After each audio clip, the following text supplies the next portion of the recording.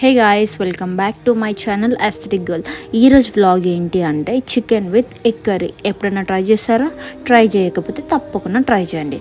ఎలా చేయాలో ప్రాసెస్ మాత్రం నేను చెప్తాను. చికెన్ని బాగా వాష్ చేసుకొని దాంట్లో కారం, ఉప్పు, పసుపు, garam masala, chicken masala, ginger paste, 4 eggs దాంట్లోనూ వేసి బాగా అన్నీ కలిపి మిక్స్ చేసుకొని మ్యారినేట్ చేసుకొని పక్కన పెట్టుకోవాలి. ఒకవేళ మీకు ఫ్రిడ్జ్ ఉంటే ఫ్రిడ్జ్లో పెట్టచ్చు, లేదు అంటే పక్కన పెట్టుకున్నా పర్లేదు. మ్యారినేట్ చేసుకున్న దాన్ని ఒక 50 minutes పక్కన పెట్టుకుందాం.